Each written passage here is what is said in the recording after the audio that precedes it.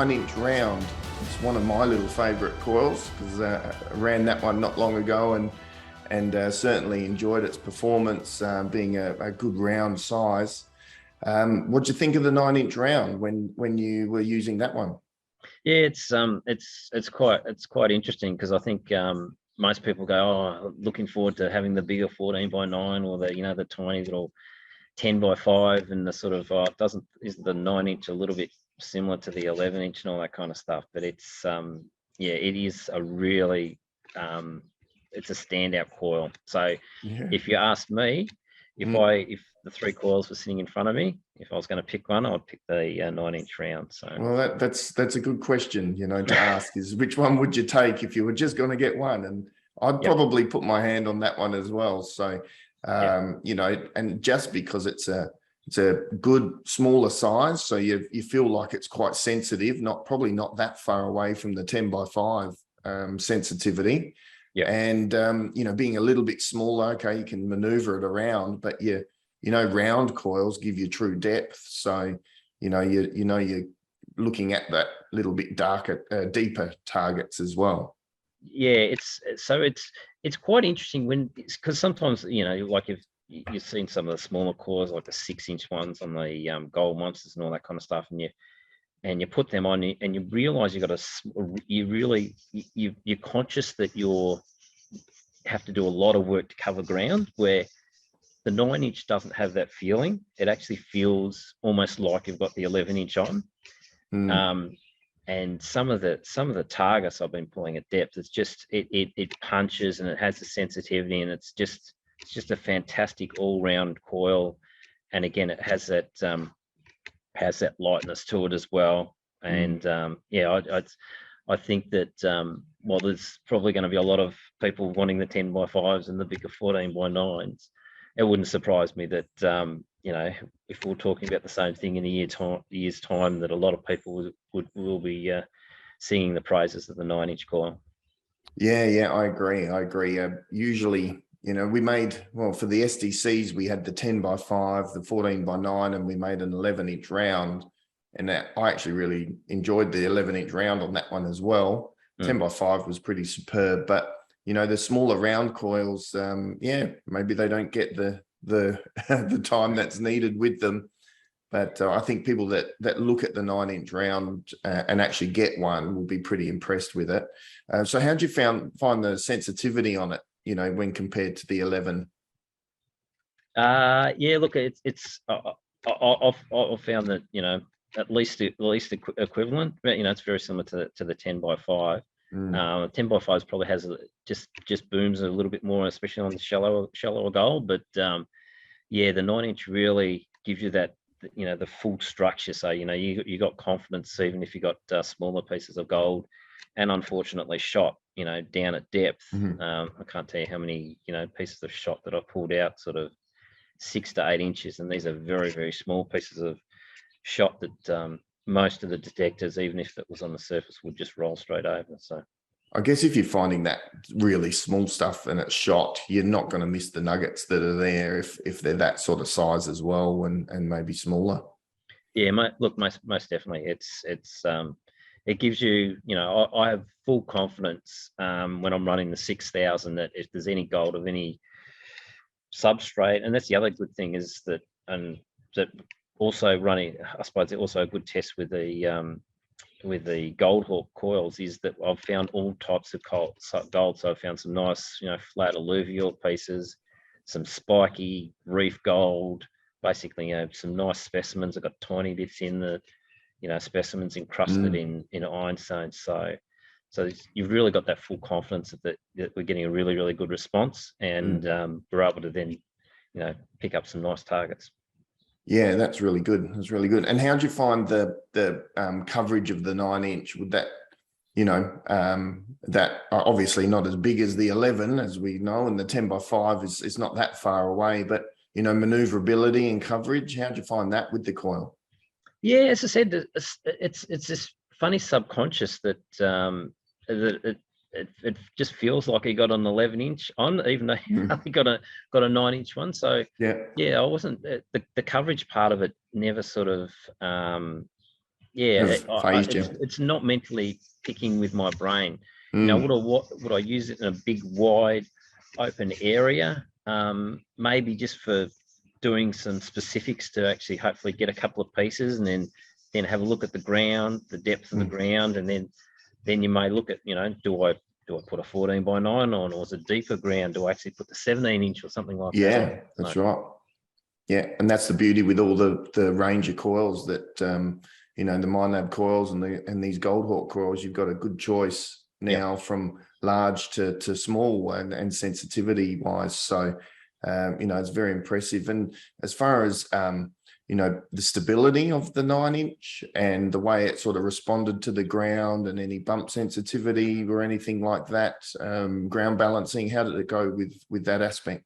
Yeah, look, not a problem. As I said before, we get put in a sort of, you know, you put us in a unique position where we've got a few months to try to test coils out to ensure that you know, you can have confidence in the, you know, the 2-year warranty that you provide, and people can enjoy these, you know, well past that sort of date. So we're fairly well. I can speak for myself. I'm very, very robust with these coils, and you know, as I said, I run them at full sensitivity. I take them to some of the worst mineralized areas, and the fact that I'm going into areas that are highly mineralized, that have been, you know, people have been over before. These are quite common areas, Yeah. and finding gold, but also, you know, a couple of the places were new areas that I thought, oh, there might be some gold in there, and to walk in there and actually use it to actually find a, you know, like a patch of, you know, 10 or so nuggets, which in theory should have been there, but it was good to actually then prove that they are actually physically there. And it's doing something different when compared to other coil sizes and machines, and that's the beauty of, again, of having different coils. You're seeing almost a different window of gold. So, you know, even though you're going over the same ground, a different coil shape and size will see a different nugget that may be a little bit deeper or could have a bit different orientation. Of course, your swing direction and coverage ability, it makes a big difference to that as well. But you know, there is no doubt that a different coil will see more targets in the ground, especially if it's a gold bearing ground. So it's been proven by many prospectors over the years, and you know, not one coil will do it all. One coil is enough if people are happy with it, no problems. You know, but having another coil in your kit will make sure that you optimize that ground and optimize discovery for it. So, Yeah, so on. Yes, go on. Yeah. Oh, sorry, I was just going to say, and the other part about it is, as I said, people have preference. People like elliptical coils. I prefer round coils. People have a preference because, you know, they might have been running the 4,000, you know, 10 years ago, and their favorite coil was this, and now that they've got to the 6,000, they want to see that coil. If someone can duplicate that coil, I want it. And Yep, people that's feel right. confidence with it. So You've put your request into for a couple of sizes that we can't name here that maybe, you know, so, you know, everyone's got their favorite size and shape. You're exactly right. So, you know, it just comes down to whether the person wants to try and optimize themselves in that area, have another string to the bow. It's a bit like your toolkit at home. You don't have one tool that's going to do everything. You know, so you need to have, you know, different tools, different spanners, different things to achieve the right job. And it's somewhat similar with the coils. You need a different coil, which is your tool for the trade, to see a different window of gold or get in between those crevices and rock bars and trees and everything. Because if someone hasn't been able to get that 11-inch because it's stuck and it won't get in any further, it could be a grand piece sitting up there just a little bit further, and that small elliptical or smaller coil can get in there and find it. So, you know, overall, your impression of the 9-inch round, I know you said before that's the one you'd go, but, you know, just for those, just to reiterate, the 9-inch round, what's your overall impression? yeah, it's in terms of if you could package all, you know, all the coils up, it gets the basically the best of everything. So it's and I have a preference for using round coils, and so it just hit the mark. So yeah, good, excellent. So yeah, we're pretty excited by that one. We've had some good pre-orders for that, and I think maybe we need to do another video in 6 months, Guy, and check in and see how much more gold you found with these coils. And I'm sure we'll get some good videos and reports out there from people getting them, in the first few weeks of release. There'll be a multitude of videos and people giving them reviews. So we're hopeful that everyone has some good success with them. That's for sure. Yeah, so most definitely. On to the 14x9, which, over the years, the 14x9 size has been one of my favorites, especially with the Elite, the 14x9 Elite coil for the GPX series. That was a smashing coil. So what's your first impressions of the 14x9 when you had that one on the detector? Yeah, look, it's like all of the, I suppose all of the coils for the 6000. It's very, very sensitive on the smaller pieces. So you have full confidence you can run it over some of the larger, over some of the open areas, and still pick up the small little fly bits of gold there. But yeah, it's been really, really good to test it in some of the deeper ground, which for example, one of the newer spots I was at, so I worked a lot on the reef and was pulling out some reefy bits, and then I just in that sort of in between, I started to pick out some more alluvial bits as the ground got a little bit deeper. Then I sort of flipped over to the 14x9 and had some confidence, had confidence that I was able to pick up some of those deeper targets. And you would have seen with one of the latest videos, I was able to pick out a nice, I think it was about 1.5 grams piece with that. And it, if you see the video, it absolutely screamed on it. And that was right on an ironstone reef. There's a lot of hot rocks around, a lot of ground noise around, and it just said, and there's been, I can tell you, there has been every man his dog over that sort of area, and it was just like someone had buried it there the night before.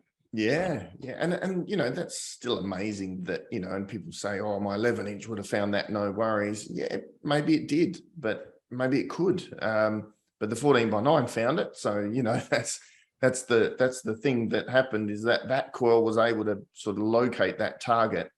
But there'll definitely be times where the 14x9 will stand on its own 2 feet, like you're saying, with a bit more open area. Being 14 inches long, you've got a pretty good coverage on that. So if your area is opening up, you'd tend to go to a 14x9.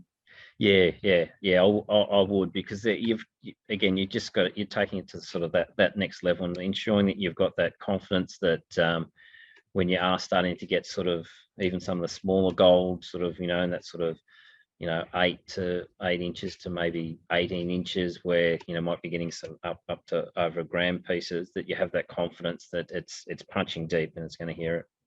Yeah, that's really good. And being elliptical, sensitivity on the sort of tip and the heel of the coil, ease for pinpointing. How'd you find the pinpointing ability? No, it is really, really good in the pinpointing. And actually, I've used it in a couple of sort of pretty thick areas, and again, you got to remember that you've only got sort of 9-inch width to push in, so you can still push it into those little nooks and crannies. So it is a good all-rounder that gives you that confidence with the depth as well.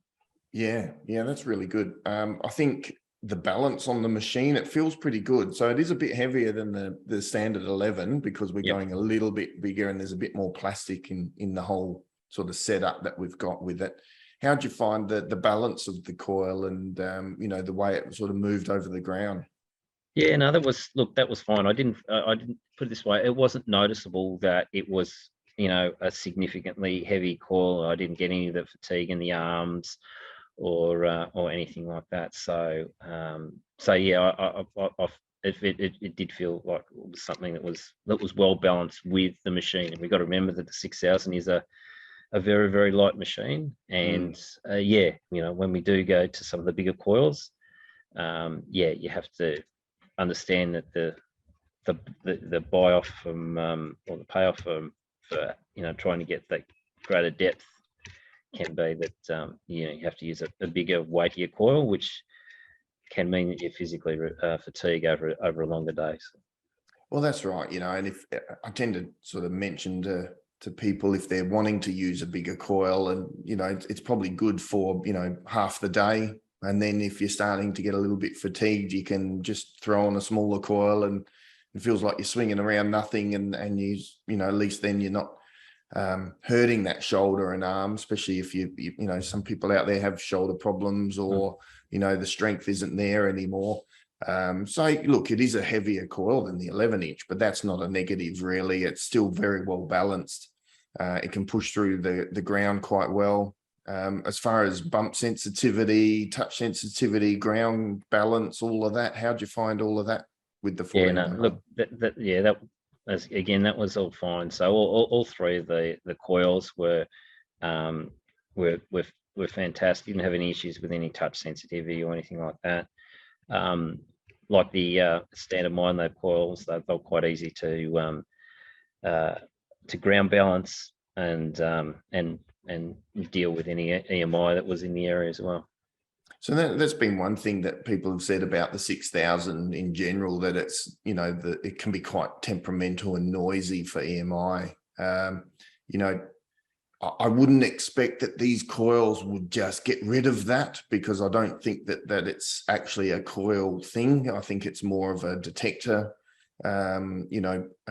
characteristic, and it's not a bad thing, I don't think, because for me, when I detect, I like my detector humming along a little bit chattery. I like hearing it pop and squeak sometimes, because it means that I've got the machine running quite well, and it's quite hot, and it's responding to things, which means it'll respond well to targets. Yeah. And I'm very much the same as you, Trevor. I run my machines as basically as hot, because I want to try to get that maximum sensitivity.